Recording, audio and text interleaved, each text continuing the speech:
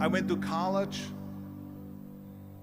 I went and worked out 5 hours a day, and I was working on construction, because in those days in bodybuilding there was no money. I didn't have the money for food supplements or anything, so I had to go to work. So I worked on construction. I went to college. I worked out in the gym, and at night from 8 o'clock at night to 12 midnight, I went to acting class 4 times a week. So I did all of that. There was not one single minute that I wasted. And this is why I'm standing here today. With the age of 20, I went to London and I won the Mr. Universe contest as the youngest Mr. Universe ever. And it was because I had a goal. You see, if you don't have a vision of where you go, and if you don't have a goal where you go, you drift around and you never end up anywhere. 74% hate their job in America. The majority of people don't like what they're doing because they're really not doing it because they didn't have a goal and they followed this goal. They just aimlessly drift around, and then all of a sudden there's a job opening, so they get that job because you have to work. But then when you work, it's a chore. It's work. It's not fun. So if you think about, only a quarter of the people really enjoy what they're doing in life. So people always ask me, when they saw me in the gym in the pumping iron days, they say, why is it that you're working out so hard? 5 hours a day, 6 hours a day, and you have always a smile on your face. The others are working out just as hard as you do, and they look sour in the face. Why is that? And I told people all the time, I said, because to me, I'm shooting for a goal. In front of me is the Mr. Universe title.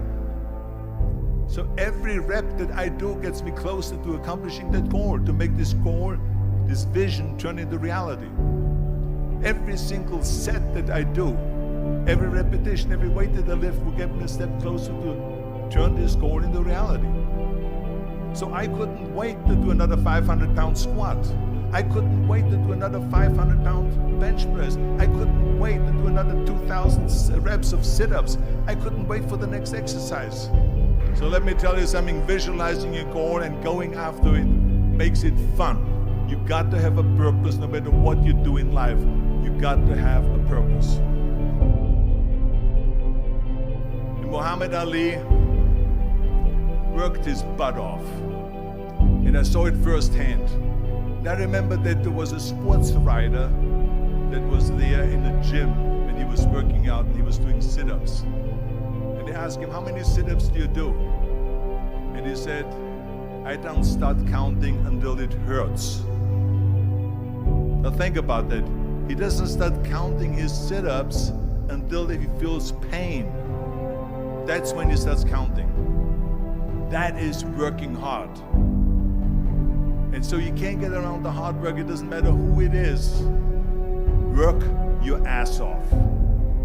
There is no magic pill. There is no magic out there. You cannot get around. You have to work and work and work. Make sure of this and make sure of that and all that stuff. So it's work. And it drives me crazy when people say that they don't have enough time to go to the gym for 45 minutes a day and work out. Or to do something for 45 minutes to an hour a day to improve. If it is physically improve or if it is mentally to improve. Imagine you read 1 hour a day about history. How much you will learn after 365 hours in 1 year. Think about if you study about the history of musicians, of composers, how much you would know. Imagine if you would work on a business, on some business that you want to develop every day for an hour. Imagine how further along you will go and get. So it drives me nuts because when people say we don't have the time, we have 24 hours a day. We sleep 6 hours a day, so that gives you still 18 hours. There's someone shaking their head out here in front. They say probably, I don't sleep 6 hours, I sleep 8 hours, right? Or just sleep faster. So we have 18 hours a day. The average person works around 8 to 10 hours. So let's assume it's 10 hours, so we have 8 hours left. Then you travel around an hour a day, maybe 2 hours a day. So now you have still 6 hours left. So what do you do with these 6 hours? What do we do with these 6 hours? Then we eat a little bit, then we schmooze a little bit, talk a little bit to people and all that stuff. But you can see how much time there is available if you organize your day. So you got to work hard. I hate plan B. And I tell you why. Because we have so many doubters, as I've said earlier, the no-sayers. We have so many of those people that say no and you can't do it, that's impossible. That is okay because we just turn off, as I said earlier, and we listen and we hear the no being a yes. You can't do it, you can do it, and all of that. So that is possible to do that amongst all the negative people around you. But when you start doubting yourself, that's very dangerous. Because now what you're basically saying is that if my plan doesn't work, I have a fallback plan, I have a plan B.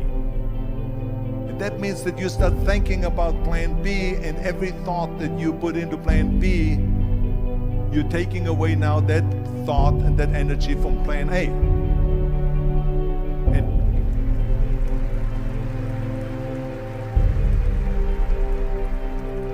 And it's very important to understand that we function better if there is no safety net, because plan B becomes a safety net. It says that if I fail, then I fall and I get picked up and I have something else there that will protect me.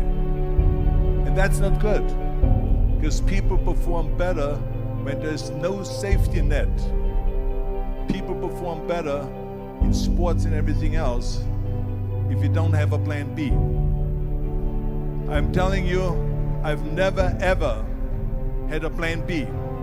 I made a full commitment that I'm gonna go and be a bodybuilding champion. I made a full commitment that I'm gonna be in America.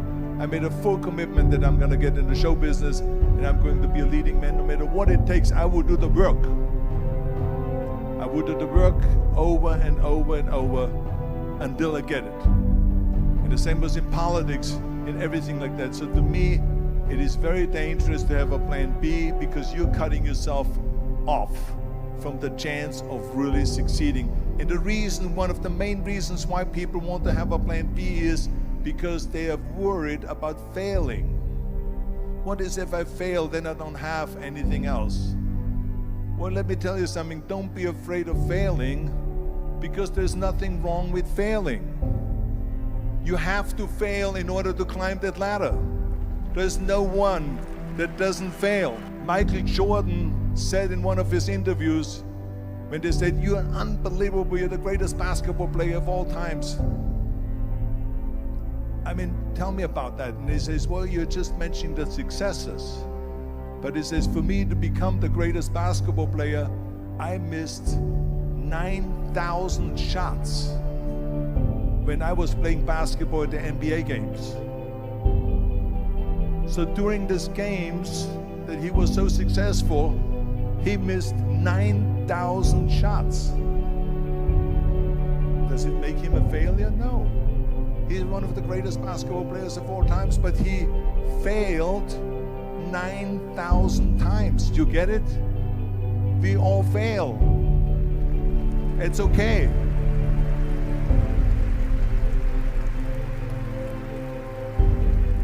What is not okay is that when you fail, you stay down. Whoever stays down is a loser. And winners will fail and get up, fail and get up, fail and get up. You always get up. That is a winner. That is a winner. I failed in bodybuilding. I lost bodybuilding competitions. I lost powerlifting competitions. I lost weightlifting competitions. I had movies that went in the toilet and that were terrible and got the worst reviews. And in politics, I remember I had many of the initiatives on the ballot, and we lost. My approval rating in California went down to 28%, and then it went back up again, and I won again the governorship. Hey, we all lose.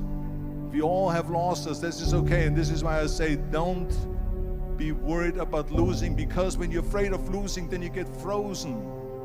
You get stiff, you're not relaxed. You got to be, in order to perform well in anything, if it's in boxing or if it is on your job or with your thinking, is only happening when you relax. So relax. It's okay to fail. Let's just go all out and give it everything that you got. That's what it is all about. So don't be afraid to fail.